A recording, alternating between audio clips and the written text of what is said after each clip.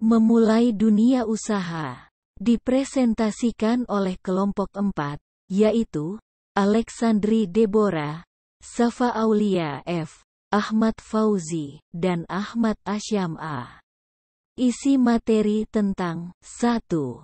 Merintis usaha baru atau starting. 2. Membeli perusahaan atau buying. 3. Kerjasama manajemen atau franchising. Menurut Norman Scarborough, kompetensi usaha yang diperlukan seorang calon wirausaha, yaitu kemampuan teknik, kemampuan pemasaran, kemampuan finansial, dan kemampuan hubungan. Kepakaran wirausaha. Seorang wirausahawan harus memiliki kecakapan untuk bekerja, kemampuan mengorganisir, kreatif, dan lebih menyukai tantangan. Keunggulan perusahaan baru adalah mampu mengidentifikasi kebutuhan pelanggan dan mampu mengidentifikasi kebutuhan pelanggan. Cara yang bisa dilakukan dalam memulai usaha yang akan ditekuni, antara lain, mencari sesuatu yang disukai, kemudian melihat situasi pasar, dan mencari informasi tentang pesaing. Menurut Yuyus Suryana, jenis-jenis jaringan usaha dalam pengembangan usaha terdiri dari 1. Jaringan produksi, 2. Jaringan pemasaran, 3. Jaringan pelayanan, 4. Jaringan kerjasama, 5. Jaringan usaha, dan 6. Jaringan antar kelompok usaha. Ada 2 pendekatan yang digunakan wirausaha untuk mencari peluang, yaitu pendekatan idea generation dan pendekatan opportunity recognition. Pada pendekatan idea generation, pendekatan inside out, atau idea generation, di mana gagasan sebagai kunci yang menentukan keberhasilan usaha. Sedangkan pada pendekatan opportunity recognition, pendekatan the outside in atau opportunity recognition ditentukan oleh kemampuan merespon kebutuhan pasar. Alat untuk mencari peluang bisnis atau usaha, surat kabar, jurnal perdagangan dan pameran dagang, informasi lisensi produk yang disediakan oleh broker, universitas, dan korporasi. Laporan periodik tentang perubahan ekonomi dan publikasi pemerintah. Hambatan dalam memasuki dunia industri. 1. Modal. 2. Pendapatan tidak tetap. 3. Menemukan pelanggan pertama. 4. Mengelola keuangan. 5. Ditolak investor. Dan 6. Menyadari langkah yang salah. Paten, merek dagang, dan hak cipta. Hak cipta adalah perlindungan produk-produk perusahaan untuk menghindari usaha-usaha meniru dan menduplikasi yang dilakukan oleh pihak lain. Sedangkan paten adalah pengakuan lembaga yang berwenang kepada perusahaan atas penemuan produk. Dan perusahaan tersebut diberi wewenang untuk membuat, menggunakan dan menjual penemuannya selama paten tersebut masih dalam jaminan. Merek dagang, yaitu berbentuk simbol atau nama atau logo atau slogan atau tempat dagang, sedangkan hak cipta berupa hak istimewa guna melindungi pencipta atas keorisinilan atau keaslian ciptaannya.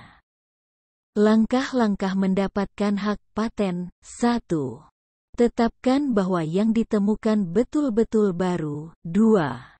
Dokumentasikan alat yang ditemukan tersebut. 3. Telusuri paten-paten yang telah ada. 4. Pelajari hasil telusuran. Dan 5. Mengajukan lamaran paten. A. Merintis usaha baru. Starting, usaha baru yang dapat dirilis antara lain, perusahaan milik sendiri, sole proprietorship, bentuk usaha yang dimiliki dan dikelola sendiri oleh seseorang. Atau persekutuan, partnership, suatu kerjasama atau asosiasi dua orang atau lebih yang secara bersama-sama menjalankan usaha bersama. Dan perusahaan berbadan hukum atau corporation, perusahaan yang didirikan atas dasar badan hukum dengan modal saham-saham. Tahapan memulai usaha baru. 1. Melakukan riset. 2. Menyusun rencana usaha. 3. Menentukan target sasaran pasar. 4. Merencanakan keuangan dan pendanaan. 5.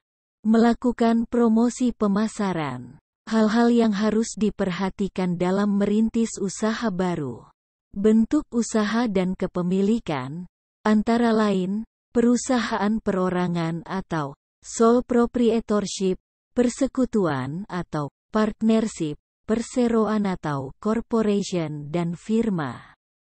Bidang dan jenis usahanya, agriculture, mining, manufacturing, construction, trade, financial service, personal service, public service, tourism, fashion, education, dan atau teknologi. Apakah lokasi usaha yang dipilih, efisiensi dan efektivitas tempat usaha, demografi konsumen, akses yang mudah dijangkau, lingkungan sekitar tempat usaha? Hal lain yang perlu diperhatikan, antara lain, kondisi pasar, keberadaan pesaing, sertifikasi dan dokumen legal. Membeli perusahaan yang sudah ada atau buying. Usaha ini dilakukan dengan cara membeli perusahaan yang sudah ada atau sudah berjalan sebelumnya. Baik perusahaan yang masih aktif maupun yang sudah tidak aktif, tetapi masih memiliki badan usaha. Pembelian meliputi pembelian saham dan aset perusahaan. Alasan seseorang membeli perusahaan orang lain, di antaranya yaitu resiko lebih rendah karena kemungkinan gagal lebih kecil, membutuhkan lebih sedikit waktu dan tenaga, serta memiliki peluang untuk mendapatkan harga yang dapat ditawar dan juga modal yang relatif lebih rendah dibanding dengan merintis usaha baru. Kerugian membeli perusahaan yang sudah ada adalah adanya dua masalah, yaitu masalah internal dan masalah eksternal. Masalah internal terkait dengan image atau reputasi perusahaan, seperti masalah karyawan, konflik antara manajemen dan karyawan yang sulit untuk diselesaikan.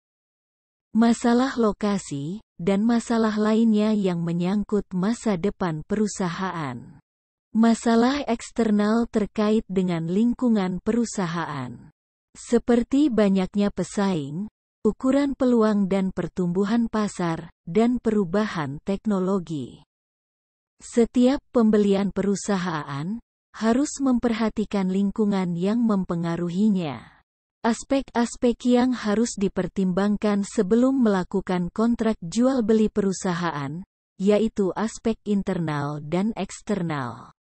Aspek internal, pengalaman apa yang dimiliki untuk mengoperasikan perusahaan tersebut, mengapa perusahaan tersebut berhasil tetapi kritis, di mana lokasi perusahaan tersebut, berapa harga yang rasional untuk membeli perusahaan tersebut, apakah membeli perusahaan tersebut akan lebih menguntungkan daripada merintis sendiri usaha baru?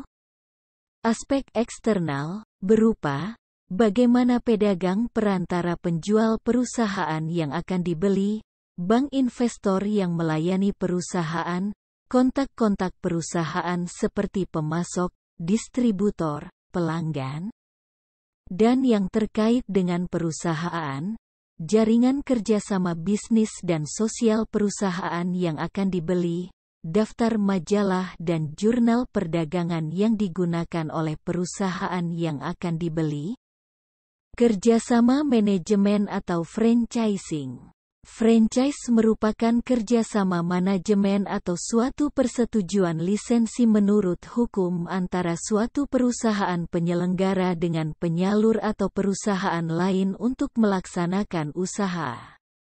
Dalam franchising, perusahaan penyalur akan bertindak seolah-olah merupakan bagian dari pemberi lisensi. Franchisor mengizinkan franchise untuk menggunakan nama, tempat, daerah, bimbingan, latihan karyawan, dan perbekalan material yang berlanjut. Selain itu, franchisor juga memberikan bantuan manajemen secara berkesinambungan. Keseluruhan citra, pembuatan, dan teknik pemasaran akan diturunkan kepada perusahaan franchise. Keuntungan dan kerugian franchising. Keuntungannya meliputi pelatihan, pengarahan, dan pengawasan yang berlanjut dari franchisor, bantuan finansial dari franchisor, keuntungan dari penggunaan nama, merek, produk yang telah dikenal, cakupan periklanan dan pengalaman, bantuan operasional, dan basis untuk mempertimbangkan prospek keberhasilan. Sedangkan kerugiannya, antara lain, program latihan bisa jadi tidak sesuai dengan yang diinginkan. Pembatasan kreativitas penyelenggaraan usaha franchise. Franchise jarang memiliki hak untuk menjual perusahaannya kepada pihak lain tanpa menawarkan terlebih dahulu kepada pihak franchisor dengan harga yang sama. Menjadi seorang wirausahawan sering dipandang sebagai pilihan karir yang menantang, di mana seseorang menghadapi kehidupan sehari-hari. Dalam situasi kerja yang penuh dengan rintangan kerja, kegagalan, ketidakpastian, dan frustasi yang dihubungkan dengan proses pembentukan usaha yang dilakukan. Sehingga seorang wirausahawan harus mampu mengimplementasikan perubahan-perubahan di dalam pasar melalui sebuah kombinasi baru. Demikian presentasi dari kelompok kami, kita lanjutkan dengan sesi tanya-jawab pada grup WA kelas. Demikian presentasi dari kelompok mata kuliah kewirausahaan, terima kasih.